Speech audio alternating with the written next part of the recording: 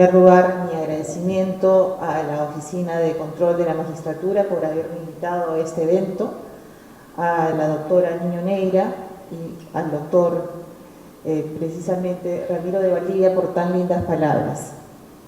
Realmente, después de la brillante exposición del doctor Malca, no me queda mucho por decir, pero trataré de hacer esta disertación lo más corto y lo más concreto posible, porque sé que todos, después de un largo día de trabajo, no queremos estar en largas oratorias, sino en algo concreto y que sea muy práctico.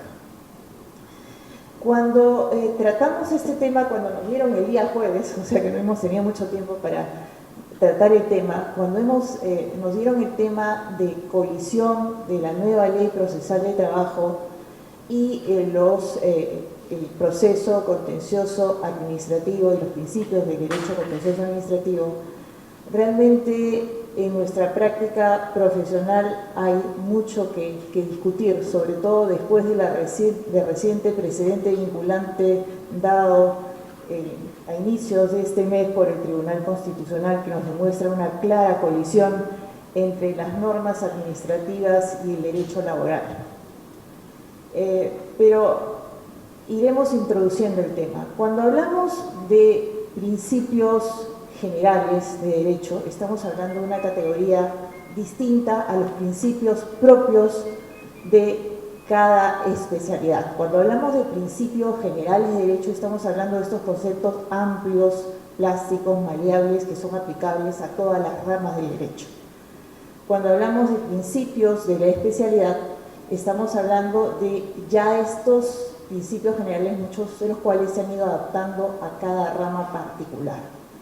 ¿Cuáles son las características de los principios de derecho? En primer lugar, se dice que son informadores. ¿Eso qué quiere decir? Que sirven de sustento al legislador para dictar la normativa.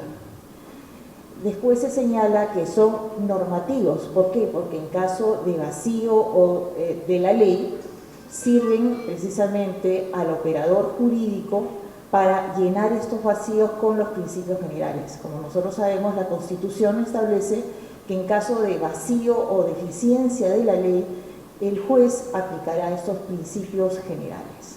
Entonces, ahí esa es su segunda función, la función normativa. Y se habla ya en doctrina de una tercera función, que es la función interpretativa. ¿Eso qué quiere decir? Hay una norma, la norma es ambigua, entonces estos principios generales me sirven para darle una interpretación a una norma. Entonces, en doctrina es pacífica al asignarle estas tres funciones a los principios. En el Perú, si hablamos a la fuente constitucional, los principios ya de derecho de trabajo se comienzan a plasmar en la Constitución de 1979. Nosotros sabemos que la Constitución del año 79 desarrolló mucho todo lo que eran estos derechos de trabajo y derechos sociales. Entonces, ya elevó a la categoría de derecho constitucional muchos de los derechos, de los principios generales de derecho de trabajo. Ahí podemos hablar que la Constitución del 79 ya introduce el derecho protector en el artículo 42, la igualdad de trato, también la irrenunciabilidad de derechos, el indubio pro operario. Ya con la Constitución de 93 se mantuvieron muchos de estos principios, pero también otros fueron retirados. Como nosotros sabemos, ya la tónica de la Constitución de 93 no fue tan generosa en cuanto a los derechos sociales. Por ejemplo, se quitó del ámbito constitucional la estabilidad laboral, que después el tribunal la ha traído de nuevo, pero ese fue un retroceso que tuvo la Constitución del año 93 en relación a la Constitución del año 79. La nueva ley procesal de trabajo regula, como ya lo explicaron con anterioridad, en el artículo 1 lo que se denomina principios y en el artículo 3 lo que se denomina fundamentos. Distingue principios de fundamentos, pero en la práctica los fundamentos también son principios del derecho laboral. Como hecha la norma, comienzan las críticas, hay autores que señalan de que realmente no se distinguen entre lo que se denomina principios fines de los principios operativos, y algunos autores inclusive los llaman peculiaridades. Vamos a utilizar esta definición. Se dice que los principios fines son tres. El principal, que es el principio protector. Como nosotros sabemos, el derecho de trabajo se distingue precisamente, sale del ámbito del derecho civil al reconocer dos diferencias sustantivas. Primero, la desigualdad que hay entre el empleador y el trabajador, y la segunda, lo que es esta autonomía de la libertad, de la contratación. ¿Eso qué quiere decir? Que el trabajador no está en igualdad de condiciones con el trabajador y con el empleador, y el empleador le impone precisamente sus condiciones. Entonces, al no existir ese equilibrio, es que ya se separa del ámbito civil y comienza a construir sus propias reglas, sus propios principios. Entonces, hablamos de tres principios que así se denominan principios fines, que es el principio protector, el principio de veracidad o primacía de la realidad y el principio de celeridad. A su vez, cada principio fin tiene principios operativos, es decir, cómo se van a ir aplicando estos principios fines ya en la práctica. Entonces, en cuanto al principio tutelar, como principios operativos tenemos la gratuidad, la inversión de la carga de la prueba, el indubio properario, las sentencias que pueden ser plus petita precisamente al advertir el juez de que el derecho ha sido solicitado pero ha sido mal calculado. Entonces, la norma procesal permite al juez adecuar la sentencia. En base al principio de veracidad hay varios principios operativos. Cuando hablamos de principio de veracidad, en la práctica de lo que estamos hablando es el principio de primacía de la realidad. Y aquí hablamos también como principios operativos, la dirección del proceso, la inmediación, la lealtad de las partes en el proceso, y finalmente se habla del principio de celeridad laboral, que a su vez tiene como sus principios el de economía procesal, el de concentración y el impulso del oficio.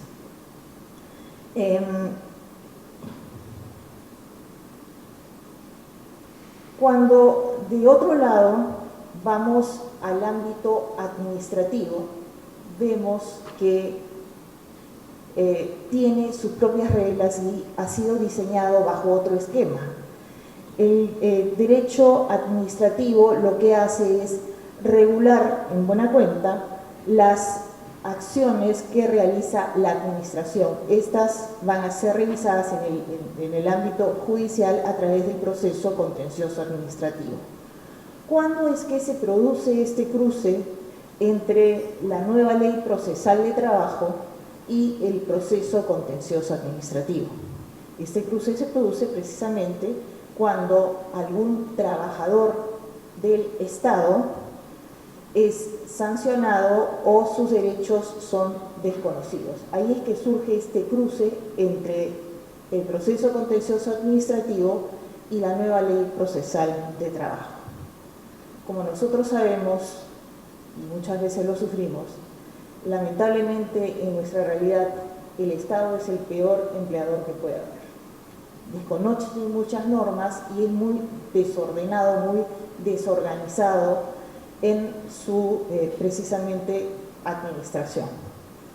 Otro de los momentos en los cuales se cruza el derecho administrativo con la nueva ley procesal de trabajo también es en el derecho previsional.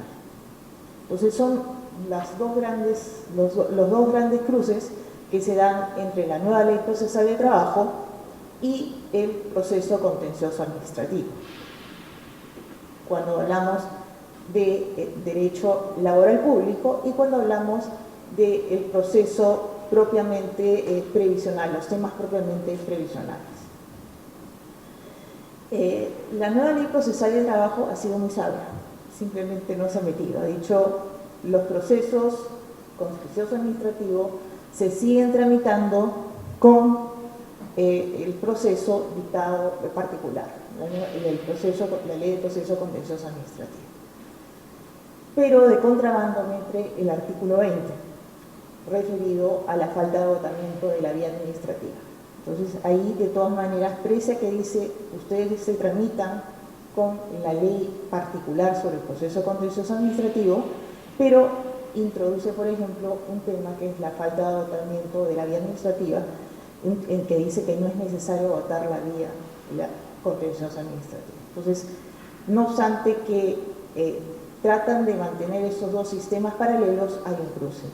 Y cuando también hay un cruce, regresando al tema que les mencionaba, de que existe, realmente el Estado peruano es muy desorganizado, muy desordenado, y tenemos que el propio, dentro del aparato estatal tenemos trabajadores que son estatales puros, tenemos aquellos que se rigen por la ley de la actividad empresarial del Estado, y ahora se ha creado el sistema servil, o sea, a lo que se estaba antes desorganizado todavía está aún más.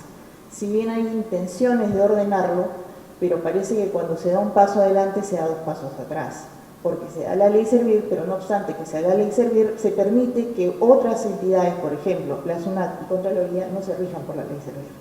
Entonces, en vez de dar un orden, sigue generando este caos y lamentablemente este caos, esta confusión trae la confusión también en los operadores de derecho. Entonces, ¿qué ha pasado? Que muchas veces hay servidores de la actividad privada que son cesados con una resolución administrativa y no saben dónde recurrir. Si recurrir a través de la vía ordinaria laboral o acudir al proceso contencioso administrativo. Esto se trató de ordenar con el segundo pleno jurisdiccional y se dijo, si un trabajador está sujeto a la actividad privada y es despedido, debe sujetarse al procedimiento ordinario laboral. Pero lamentablemente muchas veces no se da la difusión que debería darse a todos estos plenos jurisdiccionales y siguen planteándose las acciones indistintamente, como contencioso administrativo, como laboral, y nosotros sabemos de que en el caso, por ejemplo, de las indemnizaciones están sujetas a caducidad, entonces no plantea oportunamente, pierde ese derecho. Entonces, esta confusión de la falta de orden en el mismo Estado y no establecer legislativamente quién es el competente ha generado este caos.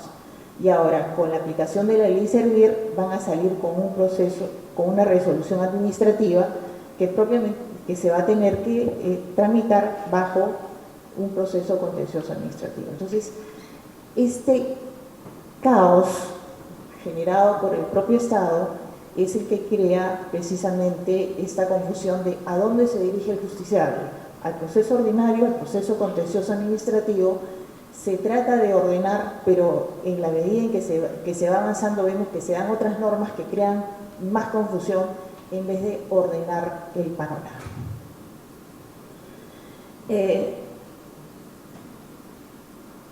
¿Dónde hay otro problema? Precisamente, ya se había ordenado más o menos el tema y se había quedado, de acuerdo a lo establecido en el pleno jurisdiccional, que los trabajadores, por ejemplo, podían ir, un trabajador despedido de manera incausada, o podía ir al proceso de amparo, o podía irse al proceso ordinario. Y con la reciente sentencia del Tribunal Constitucional que ha sido publicada el 3 de junio, si no me equivoco, el 5 de junio, si no me equivoco, se da un cambio de 180 grados y donde antes se amparaban las reposiciones, ahora, y el tribunal durante 20 años, y así coincido yo plenamente con lo que señala el doctor Blume en su voto singular, simplemente a una tradición de 20 años de preferir el derecho laboral al derecho administrativo, el tribunal ha cambiado de criterio y ha señalado de que la carrera pública es un bien jurídico protegido y que por tanto tiene preferencia este derecho al derecho laboral. Y aquel trabajador que no ha ingresado vía concurso público no puede ser repuesto. Con lo cual crea un precedente de aplicación inmediata para todos los operadores de justicia en cualquier estado que se encuentre en proceso. Con lo cual vemos una clara colisión entre los derechos laborales y los derechos administrativos. Mientras antes el Tribunal Constitucional, quien es el llamado a hacer la ponderación de los derechos constitucionales, daba una prioridad al derecho laboral contra el derecho administrativo, en la actualidad ya el tribunal ha ponderado y prefiere ahora el derecho administrativo al derecho laboral. Esta tendencia no solamente se da en este caso del Tribunal Constitucional, la sentencia Huatuco precedente, sino también se está dando en las acciones de cumplimiento que han iniciado los fiscales. Como ustedes recordarán, en el año 2012, el tribunal, en una famosa acción de cumplimiento de Lambayeque, la 3919, reconoció a los magistrados de Lambayeque el derecho a la homologación de sus remuneraciones. Y gracias a eso, a una acción de cumplimiento que venía dándose en Lima, se declaró fundada y ya se aplica a todos los magistrados.